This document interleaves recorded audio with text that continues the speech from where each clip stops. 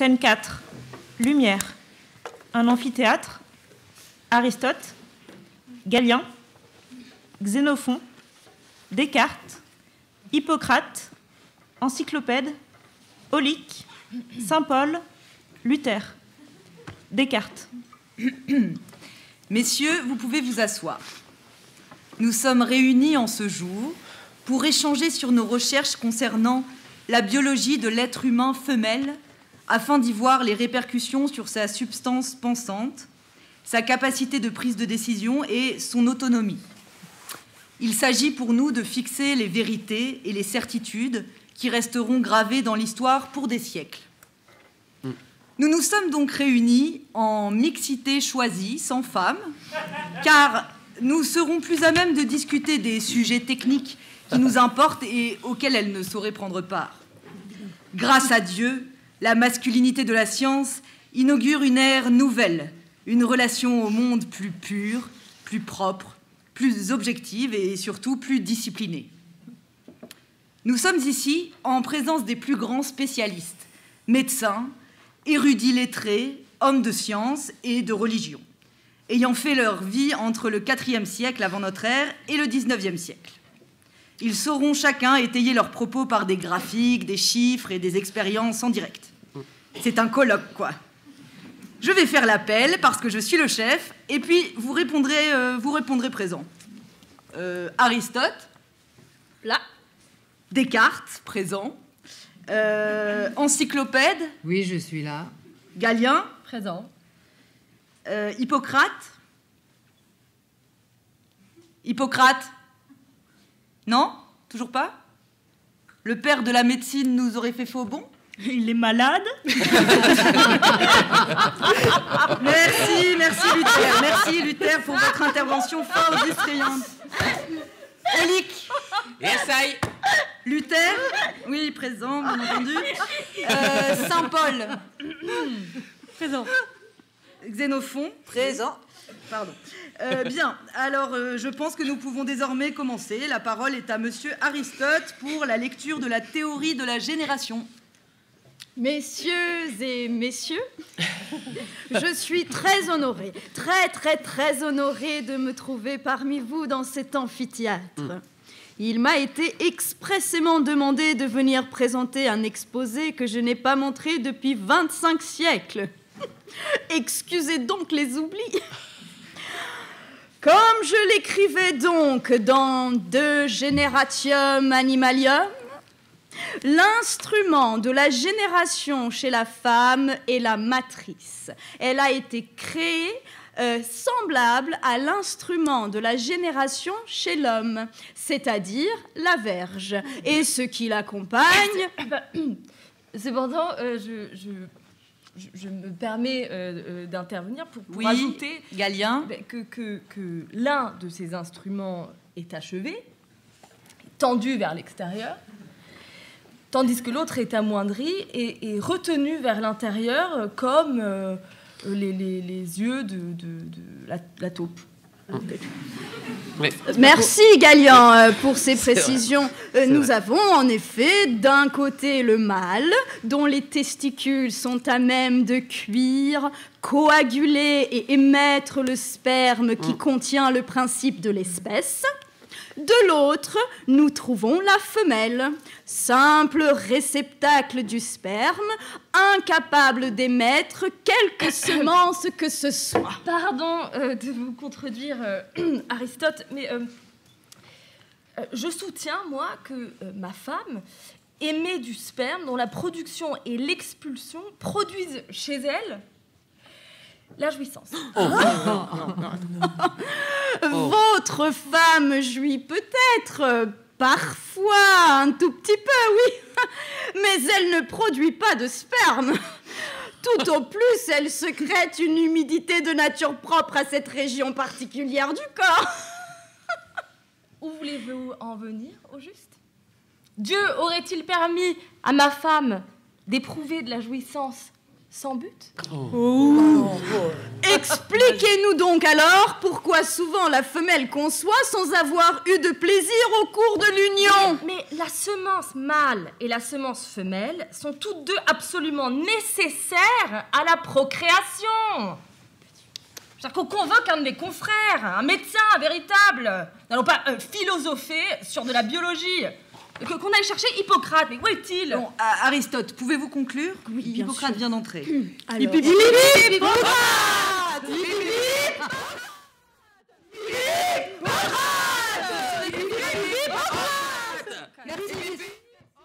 Merci messieurs pour vos observations. Veuillez faire silence.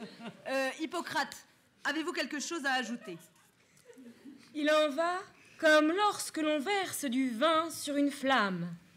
Il arrive tout d'abord que la flamme s'élance et augmente quand on verse du vin, puis elle finit.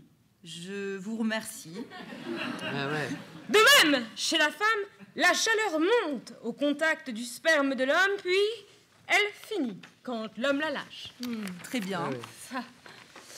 Je voulais dire par là, la jouissance de la femme dans le coït, est entièrement dépendante de celle de l'homme. Merci. Mais elle est beaucoup moins forte. C'est vrai. Négligeable. Tout à fait. Donc, nous pouvons donc l'oublier.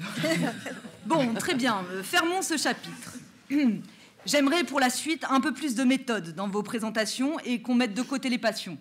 Revenons... Yes, I totally agree. Il serait bon de se rappeler, pour ne pas trop nous égarer, que la sexualité n'existe que dans un but de procréation. Merci. Voilà. J'ai enfin quelqu'un de sensé. You're welcome. Je voulais repréciser que pour le but suprême de la femme et son accomplissement se situe entièrement dans la reproduction.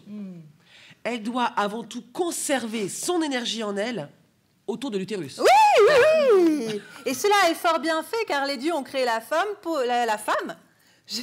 pour les fonctions du dedans et l'homme pour toutes les autres. Pour qu'elle conserve son énergie, les dieux l'ont mise à l'intérieur car elle supporte moins bien le froid, le chaud et la guerre. Intérieur égale femme. Et femme égale intérieur. Voilà. Aulique, Xénophon, je vous arrête tout de suite. Pouvez-vous vous présenter avant d'entamer cette deuxième partie sur l'assignation biologique des individus mâles et femelles? Hey, my name is Frédéric Aulique. Je suis un physicien et éducateur sexuel du 19e siècle et j'ai passé ma vie à enseigner n'importe quoi sur la sexualité aux États-Unis. Kalispera. Je suis Xénophon du 4e siècle avant Jésus-Christ. Je suis un philosophe, mais comme l'homme ne peut rester uniquement enfermé chez lui à écrire et penser, et qu'il lui est indispensable de s'occuper également des affaires du dehors, la diplomatie, la guerre, je suis également militaire. Bitte, je peux intervenir? Je suis Martin Luther, moine du XVIe siècle. Oui, Luther. Nous autres, les hommes, aimons la guerre. Gouverner notre maison, notre cité, assurer la défense de nos biens dans la foi, la charité et la sainteté. C'est là notre mission. Tout en violant et pillant les femmes et les terres. Nous sommes l'opposé même de la femme qui, comme le clou planté dans le mur, reste à la maison, assidue au foyer.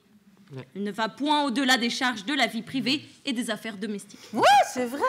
Pour la femme, il est plus honnête de rester dedans et ô combien malhonnête de traîner dehors, parce qu'avec ce qu'on voit aujourd'hui... Et pourquoi elle n'irait pas au café tant qu'on y est? Elle prendrait autorité sur son mari.